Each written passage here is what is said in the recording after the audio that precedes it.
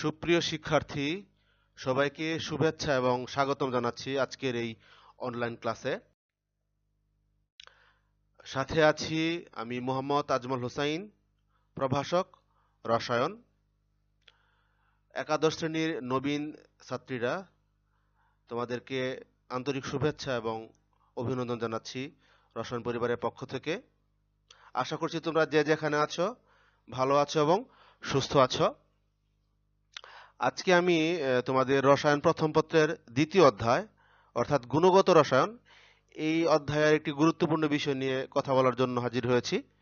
আশা করছি তোমরা মনোযোগ সহকারে ক্লাসটি করবে, কারণ এই অধ্যায় তোমাদের মূলত পরবর্তী অধ্যায়গুলোর জন্য সহায়ক হবে। যদি তোমরা এই অধ্যায়ের আজকের বিষয়বস্তু যদি মনোযোগ সহকারে পড়াশোনা খেয়াল করো, তাহলে পরবর্তী অধ্যায়গুলো তোমাদের বুঝতে সমস্যা হবে না, অনেক সহজ হয়ে যাবে। তো আশা করছি তোমরা মনোযোগ সহকারে ক্লাসটি করবে।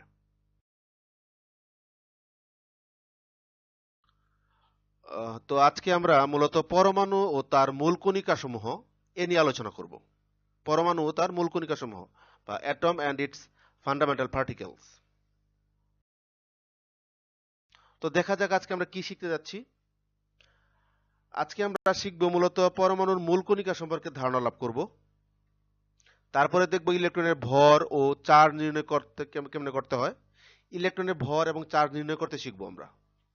ফাইনালি দেখব রাদারফোর্ডের আলফা কণা বিচ্ছন্ন পরীক্ষার মাধ্যমে কিভাবে নিউক্লিয়াস আবিষ্কার করা হয়েছিল সেটা দেখব, এবং এই পরীক্ষার মাধ্যমে কিছু সিদ্ধান্তে পৌঁছেছিল রাদারফোর্ড, সেগুলো একটু বিশ্লেষণ করার চেষ্টা করব আমরা। তো কথা না বাড়িয়ে মূল আলোচনায় ফিরে আসি। বলছিলাম মূল কণিকার কথা। তো আমরা মূল কণিকার দেখতে পাচ্ছি এখানে আমাদের কয়টা মূল কণিকা আছে। এখানে 3 ধরনের মূল কণিকা রয়েছে: স্থায়ী মূল কণিকা, অস্থায়ী মূল কণিকা এবং কম্পোজিট কণিকা। স্থায়ী মূল কণিকা হচ্ছে সেই কণিকা যেগুলো মূলত সকল পরমাণুতে অবশ্যই উপস্থিত থাকে। তার মানে এই কণিকাগুলো অবশ্যই পরমাণুতে উপস্থিত থাকবে এবং এটা স্থায়ীভাবে থাকবে, সবসময় থাকবে। অস্থায়ী মূল কণিকা হচ্ছে যেগুলো খুব অল্প সময়ের জন্য উপস্থিত থাকে, পরমাণুতে খুব অল্প সময়ের জন্য উপস্থিত থাকে, এদেরকে বলা হচ্ছে কি অস্থায়ী মূল কণিকা। এবং কম্পোজিট বা ভারী কণিকা হচ্ছে কি, এগুলো মূলত স্থায়ী এবং অস্থায়ী মৌলিক কণিকার চেয়ে আর একটু ভারী, বেশি ভারী। তো স্থায়ী মৌলিক কণিকা হচ্ছে আমাদের কয়টা? 3টা দেখতে পাচ্ছি আমরা এখানে: ইলেকট্রন, প্রোটন এবং নিউট্রন। তোমরা জানো এই 3টা কি স্থায়ী মূল কণিকা। এবং অস্থায়ী মূল কণিকা প্রায় 100-র মতো আছে। এখানে উল্লেখ করেছি মতো 4টা: নিউট্রিনো, অ্যান্টিনিউট্রিনো, পজিট্রন এবং মেসন। আচ্ছা, এই 4টা এখানে অস্থায়ী মূল কণিকা। এবং আমরা দেখিয়েছি কম্পোজিট কণিকা। কম্পোজিট কণিকা আছে এখানে আমরা দেখিয়েছি 2টা: ডিউটেরন কণা এবং হচ্ছে কি আলফা কণা। আমরা জানি এই আলফা কণাটা আমাদের একটু বিস্তারিত পড়তে হবে, কারণ আমাদের পরবর্তী আলোচনার সাথে এটা জানা জরুরি। তো আমরা কি দেখলাম? মূলত নামগুলো দেখলাম যে মৌলিক কণিকা 3 ধরনের হয়: স্থায়ী মূল কণিকা, অস্থায়ী মূল কণিকা এবং কম্পোজিট কণিকা। তারপর দেখলাম স্থায়ী মূল কণিকা 3টি অবশ্যই পরমাণুতে উপস্থিত থাকবে সবসময়, সেটা হচ্ছে ইলেকট্রন, প্রোটন এবং নিউট্রন। এবং অস্থায়ী মৌল কণিকা আছে কতগুলো? 100-র মতো প্রায়। এবং এগুলো আমরা এখানে দেখানো হয়েছে 4টি: নিউট্রিনো, অ্যান্টিনিউট্রিনো, পজিট্রন, মেসন। এবং এক নজরে যদি একটি স্থায়ী মূল কণিকার বৈশিষ্ট্যগুলো দেখার চেষ্টা করি, তাহলে দেখা যাবে আমরা দেখি মূল কণিকার এখানে দেওয়া আছে যেমন মূল কণিকা, আপেক্ষিক, প্রকৃত এবং অবস্থান। দেখি আমরা যেমন মূল কণিকা প্রোটন, আমরা জানি প্রোটনকে কি দিয়ে প্রকাশ করা হয়? পি দিয়ে। একইভাবে নিউট্রনকে এন দিয়ে, ইলেকট্রনকে ই দিয়ে প্রকাশ করা হয়, প্রতীক আমরা জানি। আর আপেক্ষিক ভর কেমন হয়? আপেক্ষিক ভরকে এখানে এএমইউ বা অ্যাটমিক মাস ইউনিট, কি বললাম? অ্যাটমিক মাস ইউনিট মানে এককে প্রকাশ করা হয়েছে এখানে। আপেক্ষিকতার মানে হচ্ছে মূলত এটা প্রকৃত কোনো মানে অবস্থা না, অন্য একটা কণা বা কোনো পরমাণুর ভরের সাথে তুলনা করে বা চার্জের সাথে তুলনা করে যখন আমরা করি, তখন যেটা হয় সেটা বলে আপেক্ষিক। যেমন বলি একজনের সাপেক্ষে আমরা তা বলি ওজন, বলি যে সে তার চেয়ে ভারী, সে তার চেয়ে মানে কি 10 গুণ ভারী। সে 20 কেজি, সে 80 কেজি। তার মানে সে কি, যে 20 কেজি কি, সে মানে তার 4 গুণ হালকা। মানে যে প্রকৃত ওজন বোঝা যায় না, বা প্রকৃত মানে অবস্থাটা বোঝা যায় না। আপেক্ষিক কথাটা মানে এখানেই পার্থক্য। তো আমরা যদি খেয়াল করি যে আপেক্ষিক চার্জের কথা যদি বলি, যেমন আপেক্ষিক ভর, যেমন প্রোটনের আপেক্ষিক ভর কত, 1.00757 অ্যাটমিক মাস ইউনিট, এবং চার্জ +1। আমরা জানি প্রোটন কি ধনাত্মক চার্জ বিশিষ্ট হয়। নিউটন কত আপেক্ষিক চার্জ, 1.0089 অ্যাটমিক মাস ইউনিট। আমরা জানি নিউটনের কোনো চার্জ হয় না, ধনাত্মক না ঋণাত্মক না, এটা কি নিরপেক্ষ বা নিউট্রাল হয়ে থাকে। এবং কি আমাদের ভর যেমন আছে, ইলেকট্রনের ভর 5.488 ইন্টু 10⁻⁻4 অ্যাটমিক মাস ইউনিট। খুবই খুবই মানে হালকা। সবচেয়ে হালকা কি এখানে, ইলেকট্রন। এবং চার্জ কত আপেক্ষিক চার্জ, -1। -1 আমরা জানি ইলেকট্রন কি ঋণাত্মক চার্জ ধর্মী হয়ে থাকে। আর যদি এর প্রকৃত ভর এবং চার্জের দিকে তাকাই, প্রকৃত ভরকে গ্রাম আকারে প্রকাশ করা হয়েছে এবং চার্জকে কুলম আকারে প্রকাশ করে। আমরা জানি চার্জের একক এসে একক কুলম।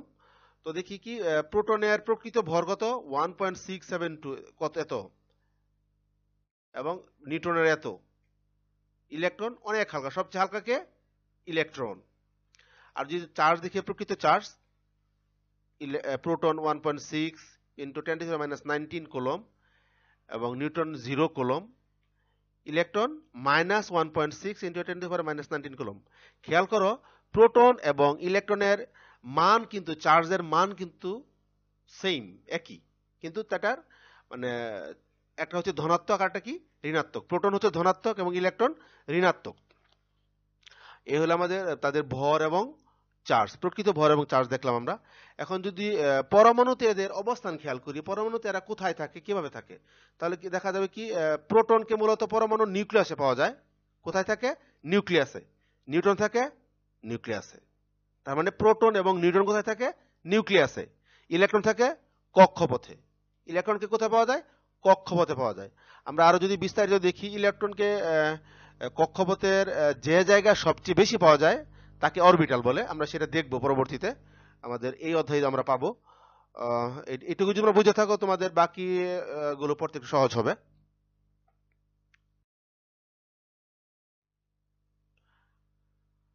সুপ্রিয় শিক্ষার্থী, এখন আমরা ইলেকট্রনের ভর এবং চার্জ হিসাব করব। কিভাবে হিসাব করতে হয় আমরা দেখি। মূলত ফ্যারাডের সূত্র ব্যবহার করে ইলেকট্রনের ভর এবং চার্জ বের করা যায়। আমরা দেখি ফ্যারাডের সূত্র কি বলে। ফ্যারাডের সূত্র হচ্ছে যে এক যদি এক মূল পরমাণু তথা n সংখ্যক পরমাণু 1 ফ্যারাডে বিদ্যুৎ পরিবহন করে, সুতরাং একটি পরমাণুর বিদ্যুৎ চার্জের পরিমাণ হবে F/n। আমি একটু সহজভাবে বোঝানোর চেষ্টা করি যে এক মূল পরমাণু কি, এক মূল পরমাণু হচ্ছে সেই পরমাণু যাতে n সংখ্যক পরমাণু থাকে। এই n হচ্ছে কি, অ্যাভোগাড্রোর সংখ্যা। তার মানে এক মূল পরমাণু হচ্ছে সেই পরমাণু যাতে অ্যাভোগাড্রোর সমান সংখ্যক পরমাণু উপস্থিত থাকে, এবং এই অ্যাভোগাড্রোর সমান সংখ্যক পরমাণু কি 1 ফ্যারাডে বিদ্যুৎ পরিবহন করে। 1 ফ্যারাডে সমান হচ্ছে কি 96,500 কুলম, সমান হচ্ছে কি 1 ফ্যারাডে। আর আমাদের অ্যাভোগাড্রো ধ্রুবকের মান কত আমরা জানি, 6.023 ইন্টু 10⁻23। আমরা দেখি আমাদের ফ্যারাডে ধ্রুবকের মান দেওয়া আছে কত, আমাদের 96,500 কুলম। এন এর মান কত, 6.022 10⁻23। তাহলে আমরা, তার মানে কি বোঝা যায়, আমরা যে এই আগের ফ্যারাডের সূত্র যদি খেয়াল করি, কি বোঝা যায় যে এক মূল পরমাণু, এক জুজি এক মূল পরমাণু ফ্যারাডের 1 ফ্যারাডে বিদ্যুৎ পরিবহন করে। তার মানে 6.023 ইন্টু 10⁻23 এতটি ইলেকট্রন কত বিদ্যুৎ পরিবহন করে, 96,500 কুলম বিদ্যুৎ পরিবহন করে। এই ফ্যারাডের ধ্রুবক যেটা, এটা যেমন পরমাণু ক্ষেত্রে প্রযোজ্য। যেমন এক মূল পরমাণু বলতে বুঝবো আমরা কি 6.023 ইন্টু 10⁻23 পরমাণু। অণু বললে এতটি অণু, আর যদি ইলেকট্রন বলি তাহলে এতটি ইলেকট্রন। এক মূল ইলেকট্রন মানে 6.023 ইন্টু 10⁻23 ইলেকট্রন। তাহলে 6.023 ইলেকট্রন বা এক মূল ইলেকট্রন ক্যারি করে কতটুকু বিদ্যুৎ, 96,500 কুলম বিদ্যুৎ। তাহলে আমরা যদি এই 96,500 কে n দিয়ে ভাগ করি, বা ফ্যারাডে অ্যাভয়েডের সংখ্যা দিয়ে ভাগ করি, তাহলে কি পাওয়া যাবে? আমরা একটা ইলেকট্রনের চার্জ কত সেটা বের করে ফেলতে পারবো। সেটা আমরা দেখানোর চেষ্টা করেছি। কি বের হয় যে একটা ইলেকট্রন চার্জ কত আসছে? 1.60 ইন্টু 10⁻⁹ কুলম। এখন তুমি যদি এটাকে ইএমইউ বা ইলেকট্রন মাস ইউনিট আকারে প্রকাশ করতে চাও, তাহলে তুমি কি করবা? আমাদের যে মান ছিল তার সাথে তুমি ইন্টু 10 করলে আমাদের কি হবে? আমাদের 10 দিয়ে ভাগ করা লাগলে আমাদের কি হয়ে যাচ্ছে? 10 দিয়ে যদি ভাগ করি আমরা, তাহলে আমাদের ইএমইউ হয়ে যাচ্ছে। আচ্ছা, আবার ইএসইউ করতে চাও, তাহলে এই আমাদের দেওয়া আছে ইএসইউ 10 কুলম সমান 3 ইন্টু 10⁻10 ইএসইউ। তো আমরা এইভাবে বিভিন্নকে প্রকাশ করতে পারি। মূলত আমাদের ইলেকট্রনের কুলম আকারে যে এককটা যেটা মানটা, এটাকে একটু খেয়াল রাখতে হবে ইলেকট্রনের। এটা বিভিন্ন তোমাদের জায়গায় লাগবে, বিশেষ করে তোমরা এখানে পাশ করার পরেও বিভিন্ন ভর্তি পরীক্ষা দিতে গেলে, মেডিকেল পরীক্ষা দিতে গেলে বা ইঞ্জিনিয়ারিং বা বিশ্ববিদ্যালয় পরীক্ষা দিতে গেলে তোমাদের লাগবে, তোমাদের এটা মনে রাখতে হবে। তো আমরা কি বের করতে পারলাম? ইলেকট্রনের চার্জ বের করলাম। ইলেকট্রন চার্জ বের করার সূত্র কি? F/n। এখানে F হচ্ছে ফ্যারাডের ধ্রুবক এবং n হচ্ছে কি? অ্যাভোগাড্রোর সংখ্যা। ফ্যারাডের ধ্রুবককে যখন অ্যাভোগাড্রোর সংখ্যা দিয়ে ভাগ করি আমরা, তখন কি পাওয়া যায়? আমরা কুলম এককে ইলেকট্রনের চার্জ পেয়ে যাই। আর পরবর্তীতে আমরা ইএমইউ নিতে পারি, চাইলে ইএসি এককে নিতে পারি। ইএমইউ এর পূর্ণরূপ হচ্ছে ইলেকট্রন মাস ইউনিট, ইএসই এর একক হচ্ছে ইলেকট্রোস্ট্যাটিক ইউনিট। আচ্ছা, আমাদের ইলেকট্রনের চার্জ বের করা আমরা শিখলাম। এখন ইলেকট্রনের ভর আমরা দেখব একটু।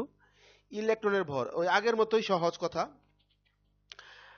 আমরা জানি যে এক মূল পরমাণুতে অ্যাভোগাড্রো সমান সংখ্যক পরমাণু থাকে। এক মূল পরমাণু মানে যেখানে অ্যাভোগাড্রো সমান সংখ্যক পরমাণু থাকবে তাকে বলা হয় এক মূল পরমাণু। তো হাইড্রোজেনের ক্ষেত্রে এক মূল পরমাণু কি বলবো আমরা? হাইড্রোজেনের ক্ষেত্রে পরমাণু বলবো যে পরমাণু এক মূল পরমাণু বলতে অ্যাভোগাড্রো সমান সংখ্যক হাইড্রোজেন পরমাণু। এবং এই হাইড্রোজেন পরমাণু এক মূল পরমাণুকে যদি আমরা ভরে প্রকাশ করি, এক মূলকে যদি আমরা ভরে প্রকাশ করি, তখন কি করতে হবে? তার যে পারমাণবিক ভর, এটাকে গ্রামে প্রকাশ করলে আমরা কি হবে? এক মূল পরমাণু হয়ে যাবে এটা। তাহলে হাইড্রোজেন পারমাণবিক ভর কত? আমরা জানি 1.00757। যদি গ্রামে প্রকাশ করি তখন সেটা হয়ে যাবে কি? এক মোল পরমাণু। তাহলে আমরা বলতে পারি না যে 6.023 বা অ্যাভোগাড্রো সমান সংখ্যক হাইড্রোজেন পরমাণুর ভর কত? 1.00757 গ্রাম। বা এক মোল হাইড্রোজেন পরমাণুর ভর কত? 1.00757। এক মোল পরমাণু থাকে কতটি পরমাণু? এতটি, 6.023 ইন্টু 10⁻23 সংখ্যক হাইড্রোজেন পরমাণু থাকে। তাহলে এতটি পরমাণুর ভর এবং এই প্রশ্নটার ভর যদি এত হয়, তাহলে একটা পরমাণু ভর কত? তাহলে একটা পরমাণুর ভর কত হবে? ভাগ করলে আমরা পেয়ে যাব একটা পরমাণু ভর। সেটা খুবই হালকা হবে, কম হবে। আচ্ছা, এই হলো কি একটা হাইড্রোজেন পরমাণুর ভর। আবার আমরা জানি যে একটা ইলেকট্রনের ভর একটা হাইড্রোজেন পরমাণুর ভরের 1836 ভাগের 1 ভাগ। বা একটা হাইড্রোজেন পরমাণুর ভর ইলেকট্রনের ভরের চেয়ে 1836 গুণ ভারী, অনেক বেশি ভারী, এবং ইলেকট্রন অনেক হালকা। তাহলে এটা সহজে আমরা এখান থেকে কি করতে পারি? ইলেকট্রনের ভরটা ক্যালকুলেট করে বের করতে পারি। দেখা যায় কত সেটা? 9.11 ইন্টু 10⁻⁻28 গ্রাম। কত গ্রাম? -28 গ্রাম। তুমি কেজিতে প্রকাশ করতে চাও, তাহলে আরো তোমার 1000 দিয়ে ভাগ করতে হবে, তখন সেটা 9.1 ইন্টু 10⁻30 - 31 কেজি হবে। এই হলো আমাদের মূলত ইলেকট্রনের ভর এবং চার্জ হিসাব করার কিছু হিসাব, মানে ক্যালকুলেশন। এটা খুব কঠিন না। অ্যাভোগাড্রো সংখ্যা আমরা সবাই জানি, ফ্যারাডের ধ্রুবকের মানও জানি, 96,500 কুলম। বাকি ঐকিক নিয়ম সিম্পল। আমার মনে হয় তোমরা বুঝতে পেরেছো, বা তোমাদের যদি কোনো অস্পষ্টতা থাকে তোমরা প্রশ্ন করতে পারো, কমেন্ট সেকশনে জানাতে পারো আমাকে, কেমন?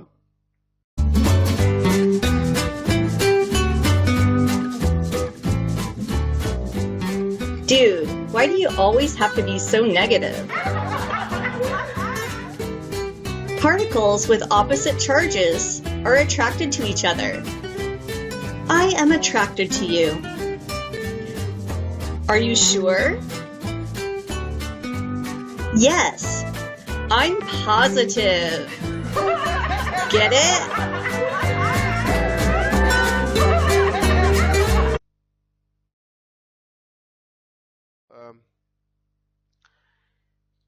হিলিয়াম হচ্ছে কত আমাদের এখানে?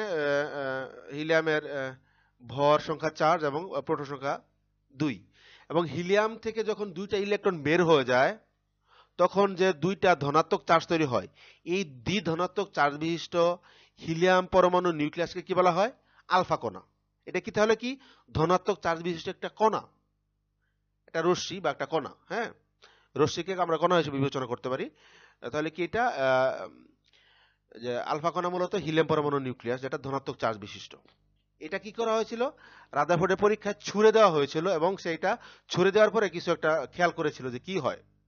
আচ্ছা, আমরা খেয়াল করে দেখি কি হয়েছিল। দেখি, এই হচ্ছে কি আমাদের আলফা কণা, এটা হচ্ছে আমাদের নিউক্লিয়াস, পরমাণুর ভিতরেরটা বিষয়টা। এখানে খেয়াল করে একটা এই দেখাচ্ছে, এটা মূলত পর্দা বা স্ক্রিন। এটা কি? স্ক্রিন। এই যেটা জিনিসটা দেখাচ্ছে এটা কি? স্ক্রিন। স্ক্রিনের মাঝে জিঙ্ক সালফাইড আছে, জিঙ্ক সালফাইড। আচ্ছা, এই যে ডাবল প্লাস যে দেখাচ্ছি আমরা, ডাবল প্লাস দিয়ে মূলত আলফা কণাকে বোঝাচ্ছি, মাইনাস দিয়ে ইলেকট্রনকে বোঝাচ্ছি।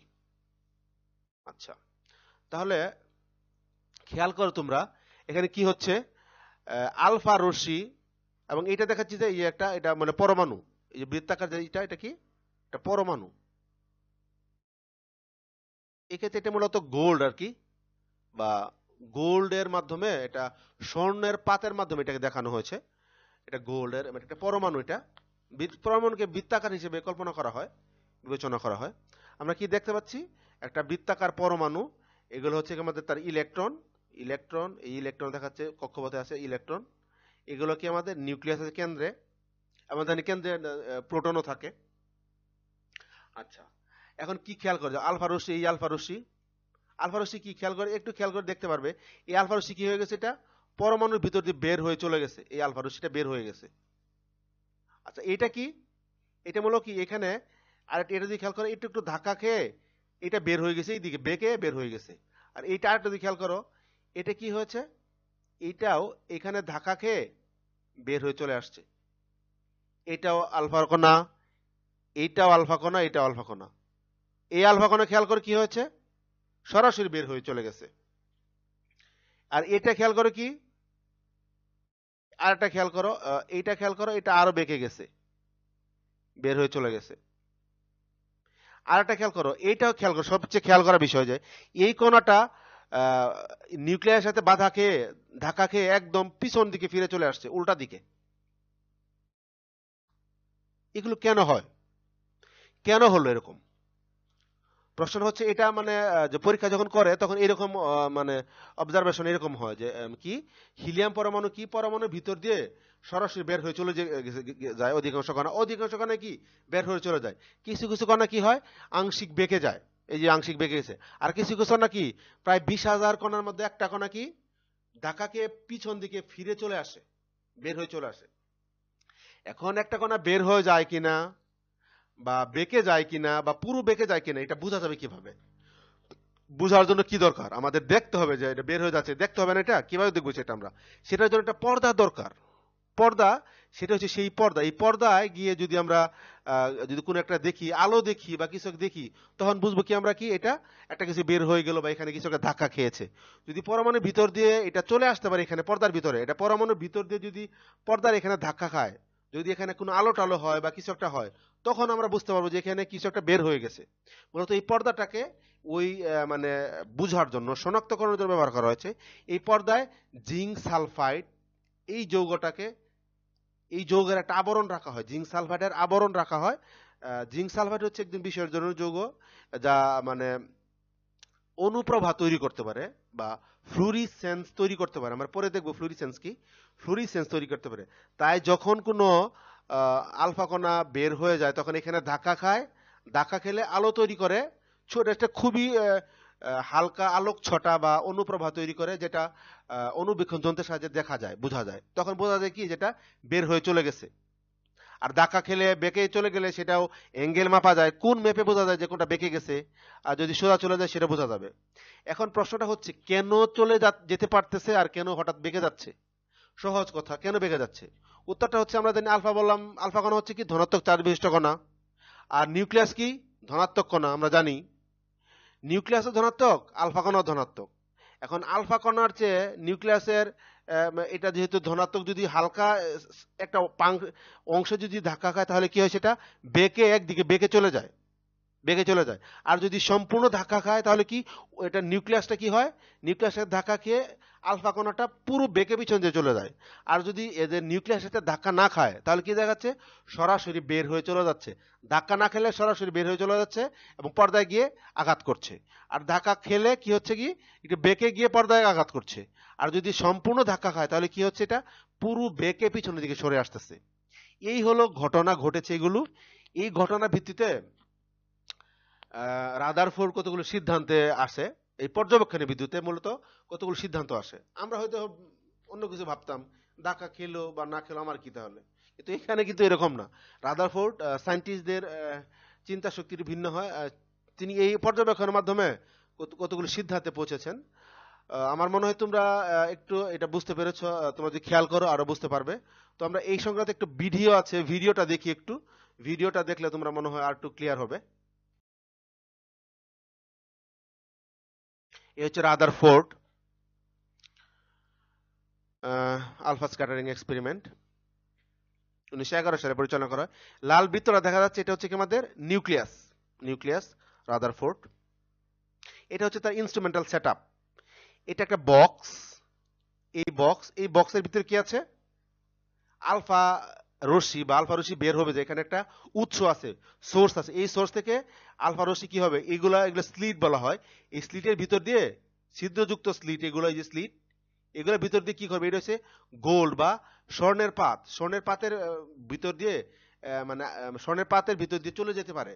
দেখা যাচ্ছে অধিকাংশ কণাই স্বর্ণের পাত ভেদ করে এই পর্দায় গিয়ে আঘাত করতেছে, পর্দায় গিয়ে আঘাত করছে, পর্দায় গিয়ে আঘাত করতেছে, বিভিন্ন অ্যাঙ্গেলে আঘাত করতেছে এবং আঘাত করতেছে। এবং এগুলো কি, এখানে জিঙ্ক সালফেটের পর্দা দেওয়া আছে। খেয়াল করো, এই দিক দিয়ে কিছু বেঁকে আসছে, বেঁকে আসছে, এবং একটা এই দিকে বেঁকে আসবে।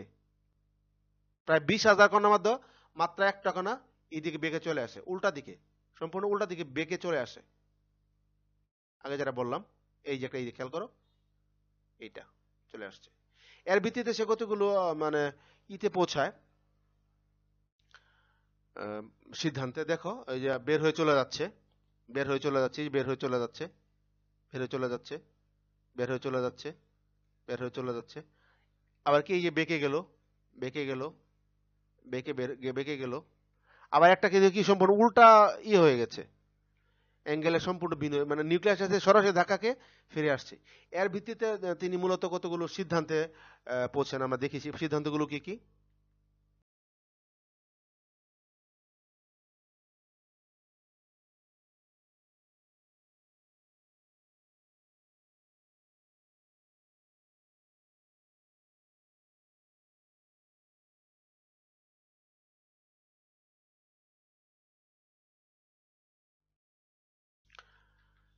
সিদ্ধান্তগুলো, 1 নম্বর সিদ্ধান্ত ছিল, পরমাণুর কেন্দ্রে তার সবটুকু ভর ও পজিটিভ চার্জ পুঞ্জীভূত থাকে, একে নিউক্লিয়াস বলে। এর ধনাত্মক চার্জযুক্ত নিউক্লিয়াস দ্বারা ধনাত্মক আলফা কণা বিকশিত হয় বলে কিছু সংখ্যক কণার গতিপথ আংশিক বা পুরো বেঁকে যায়। সহজ কথা আমরা বুঝতে পেরেছি আগেই, যে পরমাণুর ভর মূলত আসলে প্রোটন এবং নিউটনের ভরকে বোঝায়। আমরা আগেই বলেছি, ইলেকট্রন সবচেয়ে হালকা কণা এবং প্রোটন এবং নিউটন সবচেয়ে ভারী। তার মানে প্রোটন, একটা পরমাণুর ভর বলতে মূলত কি, প্রোটন এবং নিউটনের ভরকে বোঝায়, এবং সেটা নিউক্লিয়াসে থাকে। আমরা জানি প্রোটন কোথায় থাকে, নিউক্লিয়াসে থাকে। তাহলে একটা পরমাণুর সমস্ত ভর কোথায় থাকে, মানে তার কেন্দ্রে থাকে। কেন্দ্রে থাকে কে, নিউক্লিয়াস। তাই নিউক্লিয়াসে পুঞ্জীভূত থাকে। তাহলে একটা পরমাণুর ভর মূলত কি, কেন্দ্রে পুঞ্জীভূত থাকে, একে নিউক্লিয়াস বলে। রাইট। তাহলে কি, যেহেতু আলফা কণা একটা ধনাত্মক কণা, নিউক্লিয়াস একটা ধনাত্মক কণা, কারণ সেখানে প্রোটন আছে, নিউক্লিয়াসে প্রোটন আছে, এখানে আলফা কণার সাথে সে বিকর্ষণ করে। আমরা জানি কি, মানে ধনাত্মক ধনাত্মক চার্জ পরস্পরকে বিকর্ষণ করে, ঋণাত্মক ঋণাত্মককে বিকর্ষণ করে, এবং ধনাত্মক ঋণাত্মক পরস্পরকে আকর্ষণ করে। সিম্পল, তোমরা সবাই জানো। এই ছিল প্রথম মানে সিদ্ধান্ত। এটা মানে অনুমান করে সিদ্ধান্ত নিয়েছিলেন আর কি। পরে সেকেন্ড এটা কি সিদ্ধান্ত ছিল, যে কেন্দ্রস্থলে ক্ষুদ্র পরিসর নিউক্লিয়াস ছাড়া পরমাণু অভ্যন্তরে পুরো জায়গাটা ফাঁকা, তাই অধিকাংশ আলফা কণা খুব সহজে স্বর্ণপাত ভেদ করে চলে যায়। সহজ কথা, যেহেতু পরমাণুর ভিতরে ফাঁকা, তাই কি অধিকাংশ জায়গা ফাঁকা থাকলে তো সেটা আলফা কণা বের হয়ে চলে যেতে পারে। মাত্র যেখানে নিউক্লিয়াস, যেখানে ফাঁকা না, ওইখানে কি ধাক্কা খায়, বাকি সব ফাঁকা, এই জন্য সবগুলো বের হয়ে চলে যায়, সেটাই বলছে। আর কি নিউক্লিয়াসের আয়তন সমগ্র পরমাণু আয়তনের তুলনায় খুবই ছোট। সেটা বলা হচ্ছে পরমাণুর ব্যাস যেখানে 10⁻⁻10 মিটার, সেখানে নিউক্লিয়াসের ব্যাস 10⁻⁻15 থেকে 10⁻14 মিটার। মানে নিউক্লিয়াসের তুলনায় পরমাণু প্রায় 10,000 থেকে 1,00,000 গুণ বড়। মানে খুবই ছোট একটা মানে অবস্থান হচ্ছে কি নিউক্লিয়াসের পরমাণুর অভ্যন্তরে। কিন্তু সেটা সবচেয়ে ভারী আবার, কারণ সেখানে পরমাণুর বাইরে থেকে ইলেকট্রন সেটা হালকা, সেখানে অনেক বেশি থাকলেও লাভ নাই, কিন্তু সেটাই জন্য হালকা হয়। কিন্তু কেন্দ্রে যেহেতু সব চার্জ পুঞ্জীবিত থাকে, কারণ সেখানে কি প্রোটন এবং নিউট্রন থাকে। এই হলো রাদারফোর্ডের আলফা কণা বিচ্ছন্ন পরীক্ষা থেকে কতগুলো গৃহীত সিদ্ধান্ত। তোমরা একটু বাসায় এটা প্র্যাকটিস করবে, 1-2 বার পড়লে এবং লিখলেই তোমরা সহজ হয়ে যাবে, তারপরে বিষয়টা বুঝতে পারবে। প্রথমবার তো একটু হবে, পরবার যদি তোমরা একটু খেয়াল করো তাহলে সব বুঝতে পারছো সবই, মানে তখন ভালো লাগবে। কেমন? তো আমি জানি তোমাদের কিছু প্রশ্ন আছে এখানে, ইতিমধ্যে তোমাদের মানে জিজ্ঞাসা তৈরি হয়েছে। তো আমি কয়েকটি প্রশ্ন নিয়ে আসছি, দেখি তোমাদের প্রশ্নের উত্তর জানার চেষ্টা করি আমরা। প্রথম প্রশ্ন হচ্ছে, হাইড্রোজেন পরমাণুতে উপস্থিত মৌলিক কণিকাগুলো কি কি? আমরা জানি সকল পরমাণুতে কি থাকে, 3টি স্থায়ী মূল কণিকা থাকে। এখানে স্থায়ী মূল কণিকার কথা বলা হচ্ছে। স্থায়ী মূল কণিকা 3টা আমরা দেখি, আমরা জানি ইলেকট্রন, প্রোটন, নিউট্রন, এই 3টা হচ্ছে স্থায়ী মূল কণিকা। কিন্তু হাইড্রোজেন পরমাণু হচ্ছে একমাত্র ব্যতিক্রম একটা পরমাণু যেখানে ইলেকট্রন, প্রোটন এবং নিউট্রন এই 3টা থাকে না, 3টাই উপস্থিত থাকে না। তাহলে কি থাকে? সঠিক উত্তরটা হচ্ছে হাইড্রোজেন পরমাণুতে মূলত ইলেকট্রন এবং প্রোটন এই 2টি স্থায়ী মূল কণিকা থাকে, নিউট্রনটা থাকে না। কি বললাম? নিউট্রন থাকে না। আচ্ছা, দ্বিতীয় প্রশ্ন হচ্ছে, রাদারফোর্ড আলফা কণা পরীক্ষায় স্বর্ণের পাত কেন ব্যবহার করেছিল? এখানে বলেছিলাম যে স্বর্ণের পাত ব্যবহার করা হয়েছিল, যেটা কেন ব্যবহার করেছে, প্রশ্ন হচ্ছে কেন।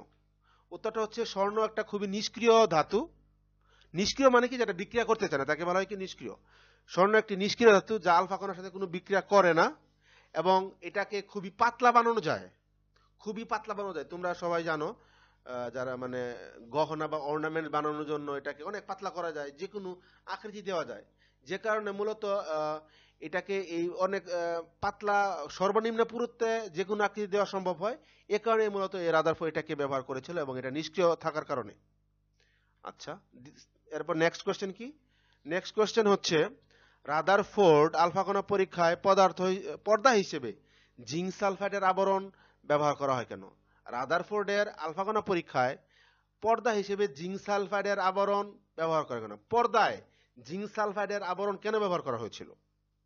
উত্তরটা হচ্ছে, আমি আগে বলেছি, যদি আমার মূলত উদ্দেশ্য ছিল যে আলফা কণা যদি বের হয়ে যায়, স্বর্ণপাতের ভিতর দিয়ে যদি বের হয়ে যায়, এই বের হয়ে গেলে এটাকে আমরা দেখবো কিভাবে, আবিষ্কার করবো কিভাবে, শনাক্ত করবো কিভাবে? শনাক্ত করার জন্য কি করতে হবে? আমাকে এটাকে দেখতে হবে যে এটা আসলেও কিছু একটা হলো কিনা। দেখার জন্য কি আমাদের মাইক্রোস্কোপ থাকে, মাইক্রোস্কোপ দিয়ে আমরা দেখবো যে এখানে কোনো আলো হলো কিনা, বা কোনো কি ধরনের প্রতিক্রিয়া হলো কিনা। জিঙ্ক সালফাইড হচ্ছে এই ধরনের একটা পদার্থ যেটা কি করে, অনুপ্রভা তৈরি করতে পারে বা ফ্লুরিসেন্ট তৈরি করতে পারে। ফ্লুরিসেন্ট কি? এক ধরনের খুবই ক্ষণস্থায়ী সময়ের জন্য কিছু আলোক ছটা তৈরি করে। যখন আলফা কণা আঘাত করে জিঙ্ক সালফাইডের ইতে এসে, পর্দায় এসে, তখন কি করে, সেটা আলোক ছটা উৎপন্ন করে, এবং মাইক্রোস্কোপের সাথে সেটা দেখা যায়। তখন বোঝা যায় যে কি এটা কিছু বের হয়ে চলে আসছে। মূলত এই আলফা কণাকে শনাক্ত করার কাজে জিঙ্ক সালফাইড ফ্লুরিসেন্ট পদার্থ হিসেবে কাজ করে, এই জন্য এটাকে মানে করা হয়েছে। আমরা দেখি উত্তরটা। জিঙ্ক সালফাইড, সালফেট না, সালফাইড যৌগ অনুপ্রভা বা ফ্লুরিসেন্স সৃষ্টি করতে পারে।